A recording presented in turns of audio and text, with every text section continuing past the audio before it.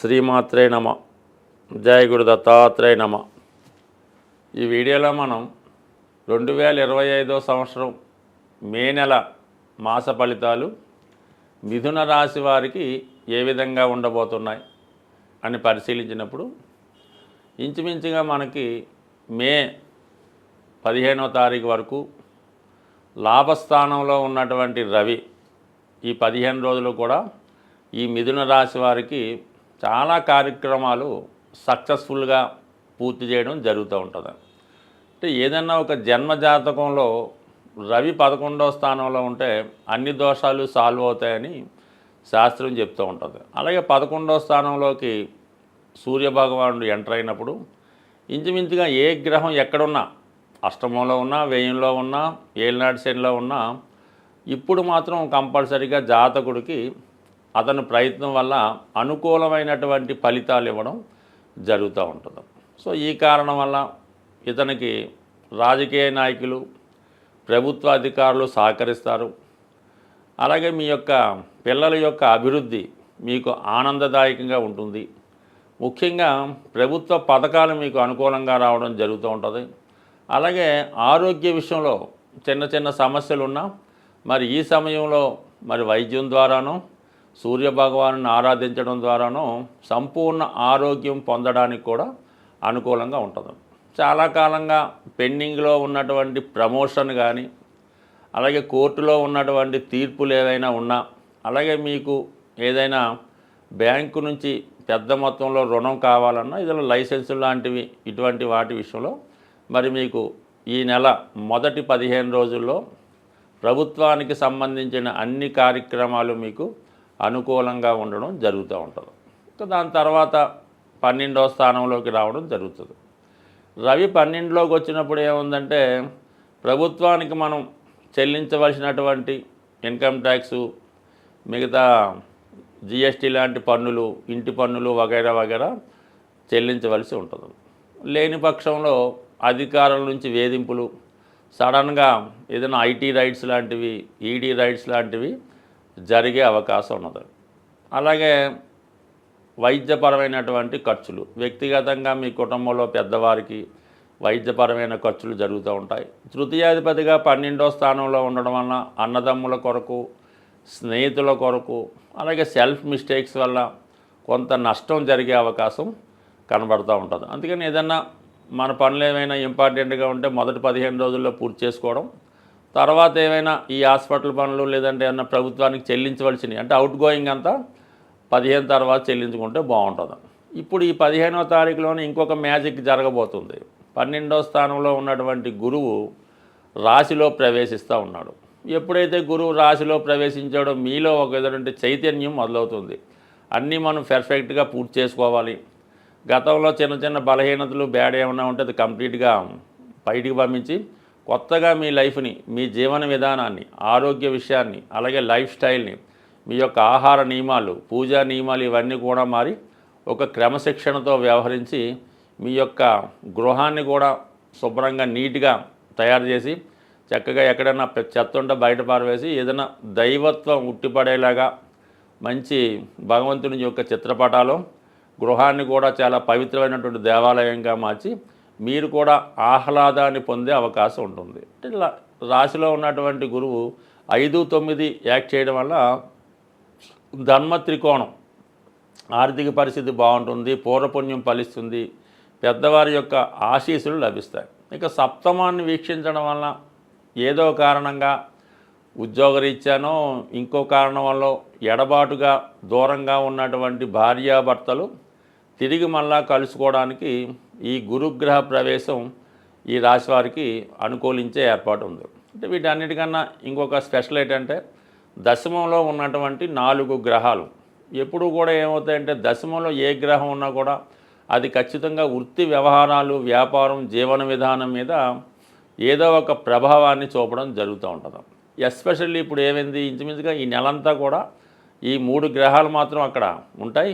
బుధుడు ఇంచుమించుగా మనకి మొదటి వారంలోనే 11వ స్థానంలోకి రావడం, మరి అక్కడ కొద్ది రోజులు ఒక 7-8 రోజులు బుధాదిత్య యోగం ఏర్పడడం వల్ల జాతకుడికి ప్రమోషన్ లాంటిది ఏమైనా ఉంటే ఆ సమయంలో ఈ మే నెల మొదటి వీక్లో వచ్చే అవకాశం ఉంది. కానీ ఉద్యోగపరమైనటువంటి చేంజెస్, అష్టమాధిపతిగా ఉన్నటువంటి శని భగవానుడు దశమ స్థానం సంచరిస్తూ రాహుతో కలిసి ఉండడం వల్ల ఇది ఎక్కువగా సాఫ్ట్వేర్ రంగంలో ఉన్న వాళ్ళకి, రైల్వేసు, పెద్ద పెద్ద ఇండస్ట్రీసు, సినిమా పరిశ్రమలో ఉన్నవారికి వారి యొక్క ఉద్యోగంలో మార్పు రావడం జరుగుతూ ఉంటుంది. దానికి అదనంగా వ్యయాధిపతిగా ఉన్నటువంటి శుక్రుడు కూడా దశమ స్థానంలో ఉన్నాడు. మరి ఈ కారణం వల్ల స్త్రీలకి, ముఖ్యంగా మిథున రాశిలో ఉన్నటువంటి స్త్రీలు ఎవరైతే మీడియా రంగంలో, టీవీ సినిమా రంగంలో ఉన్నారో, అలాగే సెలబ్రిటీ రంగంలో ఉన్నటువంటి హై సొసైటీలో ఉన్నటువంటి స్త్రీలకి ఒక గొప్ప అవకాశాలు రావడం జరుగుతుంటుంది. అనూహ్యంగా మీ యొక్క నేము ప్రపంచవ్యాప్తంగా పరిచయం అయ్యే అవకాశం ఉంటుంది. అలాగే మీ యొక్క ఆదాయ విషయాలు, జీవన విధానం కూడా మారే అవకాశం ఉంది. అంటే మొత్తం మీద ఏంటంటే దశమ స్థానంలో ఉన్నటువంటి గ్రహాలు జాతకుడి యొక్క ఉద్యోగ హోదా పెరుగుతుంది, మరి పబ్లిక్లో మంచి నేమ్ కూడా రావడం జరుగుతుంటుంది. బట్ ఏదైనా మిథున రాశి వారికి ఈ గ్రహాల యొక్క స్థితి, ముఖ్యంగా గురువు యొక్క మార్పు, ఏకాదశంలో రవి చాలా వరకు కొన్నాళ్ళుగా ఆగిపోయినటువంటి పనులు తిరిగి పునఃప్రారంభమయ్యే అవకాశం ఉంది. గ్రహాలని, జ్యోతిష్ శాస్త్రాన్ని, గోచార ఫలితాలు నమ్ముతున్న వాళ్ళు సాధారణంగా ముఖ్యమైనటువంటి గ్రహాలు మారినప్పుడు వాటి యొక్క ప్రభావాన్ని చూపించడం జరుగుతూ ఉంటుంది. అందువలన ఏదైనా గ్రహం మారినప్పుడు ఆ గ్రహానికి సంబంధించినటువంటి పరిహారం చేసుకుంటే అది మనకి అనుకూలంగా మారడం జరుగుతూ ఉంటుంది. ఇప్పుడు ముఖ్యంగా 18 నెలలకి ఒకసారి మారే రాహుకేతువులు ఈ నెలలో మారడం జరిగింది. అయితే ఈ రాహుకేతువులే కర్మని నిర్దేశిస్తుంటాయి. అంటే గత జన్మలో మనం చేసినటువంటి పాపపుణ్యాలని ఈ జన్మలో అనుభవించే విధంగా ఇవి చేయడం జరుగుతూ ఉంటుంది. వీటినే కార్మిక్ కంట్రోల్ ప్లాంట్స్ అనడం జరిగింది. మరి ఈ రాహుకేతు మారినప్పుడల్లా ఏదో ఒకటి ప్రతివాడి జీవితంలో మంచి కానీ చెడు కానీ జరుగుతూ ఉంటుంది. అది జరగాలనుకునేప్పుడు మనం కామన్గా ఈ గ్రహాలకి పరిహారం చేసుకుంటే అవి మనకి కొంత తీవ్రత తగ్గి మంచి ఫలితాలు ఇవ్వడం జరుగుతూ ఉంటుంది. మరి ఇప్పుడు ముఖ్యంగా ఏ పని జరగాలన్నా, మనం ఏ గ్రహానికి పూజ చేయాలన్నా, ఏ దైవానికి పూజ చేయాలన్నా ముందుగా విఘ్నేశ్వరుణ్ణి పూజ చేయడం జరుగుతూ ఉంటుంది.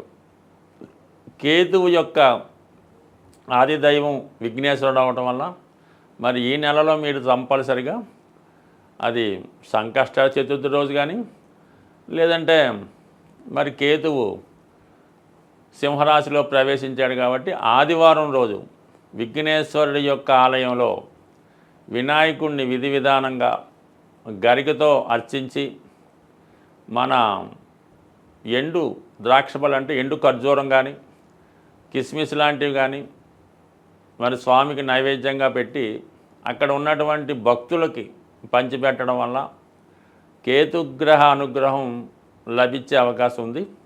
కేతుగ్రహ అనుగ్రహం కావాలంటే అంటే పోక చెక్క అని ఉంటుంది, అది కామన్గా ఈ పాన్ సంబంధించిన వాళ్ళు తెలుస్తూ ఉంటుంది.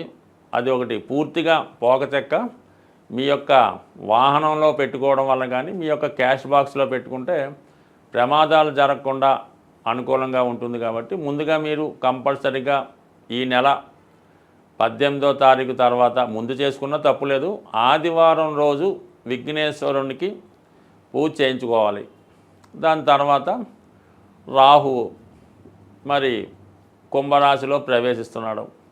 అందుకని రాహు యొక్క అనుగ్రహం కోసం కనకదుర్గ అమ్మవారు శనివారం రోజు కనకదుర్గ అమ్మవారి ఆలయంలో అమ్మవారి కుంకుమర్చన చేసి ఒక నిమ్మకాయల దండ సమర్పించి 18 సార్లు ప్రదక్షిణ చేసి, వీలైతే పొలగం నైవేద్యంగా పెట్టి అమ్మవారి ప్రసాదంగా పంచిపెట్టినా పర్లేదు. వీలు లేని వారు కేవలం దర్శనం చేసుకొని 18 ప్రదక్షిణలు చేయడం వల్ల సరిపోతుంది. బట్ ఏదైనా కంపల్సరిగా ఈ శాస్త్రాన్ని నమ్ముతున్న వాళ్ళు మీరు తప్పకుండా ఈ వినాయకుడిని, అమ్మవారిని పూజించుకోండి.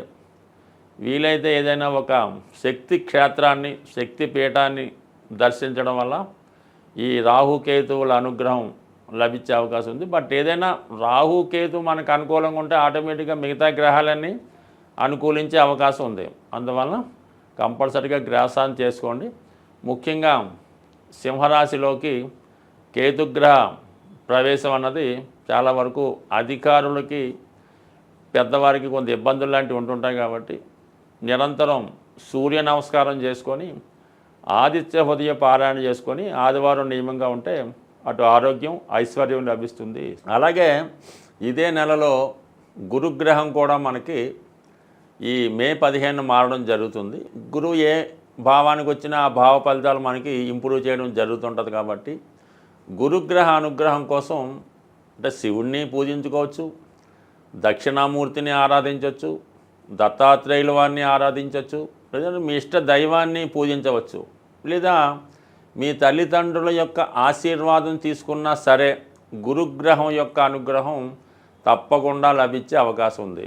ఏదైనా చాలా కాలంగా తీవ్రమైనటువంటి ఇబ్బందుల్లో పడుతున్నాం, ఏ విధంగా కూడా మనకి దారి లేదు అనుకున్న వాళ్ళు మరి ఈ నెలలో ఒక అద్భుతమైన రెమెడీ ఏంటంటే ఏదైనా మీకు దగ్గరలో ఉన్నటువంటి గోశాలని దర్శించి మీ యొక్క వెయిట్ మీరెంత బరువు ఉన్నారో అంత బరువు ఉన్నటువంటి వెయిట్ చూసుకోండి. మీరు ఒక 80 కేజీలు ఉన్నారనుకోండి, 80 కేజీలు ఎండుగడ్డి కానీ పచ్చగడ్డి కానీ దాని ఖరీదు ఆ గోశాలలో డొనేట్ చేయవలసి ఉంటుంది. అయ్యో అంత శక్తి మనకు లేదు అనుకున్నప్పుడు దాంట్లో 8వ వంతు అంటే మీరు 80 కేజీలు ఉంటే ఒక 10 కేజీలు పచ్చగడ్డి లేదంటే ఎండుగడ్డి ఆ గోశాలలో డొనేషన్ చేయడం వల్ల మీరు పునర్జన్మ కొత్తగా జన్మ ఎత్తే ఎంత బాగుంటుందో అంత ఐశ్వర్యవంతంగా అదృష్టవంతంగా ఉండే అవకాశం ఉంది. ఈ చిన్న ప్రయత్నాన్ని చేసి సక్సెస్ అవ్వాల్సింది. స్వస్తి.